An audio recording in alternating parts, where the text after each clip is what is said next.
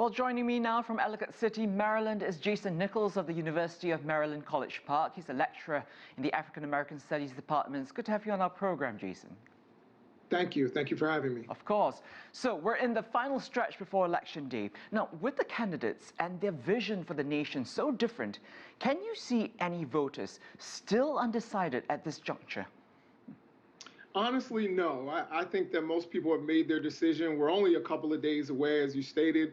I think that we saw in the debates, which each candidate stands for, we saw where they stand on immigration and climate change and health care. And there are some major and very stark differences. So I think people are decided. Most people have already cast their ballots at this point. So I think people are anxiously awaiting to see the outcome of this race. Well, the outcome of this race, the polls right now put Joe Biden ahead of Donald Trump nationally, but the race is so much tighter in all the important swing states. Can we trust the polls this time around?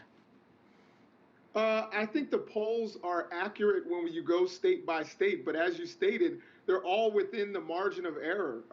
You see states in play now, which I think bodes well for Democrats all across the country, states that have never been in play for Democrats. Of course, Texas, Georgia, Montana, Iowa. Well, Iowa, they won in 2008, but it's been a while since Iowans have sided with the Democratic Party. It's razor thin. I think what happens in places like Arizona, in places like Michigan and Wisconsin, and certainly Pennsylvania and North Carolina are, anyone's guess at this point. And if they go either red or blue, that will determine the winner. Jason, you wrote 2 years ago that the elections back then in 2018 and even now in 2020 would be a matter of life and death for people of color. Do you still feel the same way? I absolutely do, even more so. Particularly with COVID-19 affecting communities of color more than white Americans, particularly with Latinos and African Americans dying at higher rates, being infected at higher rates. I think that absolutely this is life and death. We know where this president stands on health care. We know that he does not want to expand Medicaid, does not want to have a public option to include more people. We know that African Americans are still more likely to be uninsured, and they're more likely to be affected by this pandemic, both economically and health-wise. So I think this is life and death. And of course, we know that this president has also made it clear that he is not interested in systemic racism. He doesn't believe it exists. He's not interested in reforms to police, at least on a bigger, grander scale. And I think that it shows that this is an important election for African Americans. Dare I say it, the most important election of our lifetime, as cliche as it sounds. We saw what happened in 2016. I think African Americans and Latinos and other people of color cannot afford another 4 years of Donald Trump. So they can't afford another 4 years, according to you.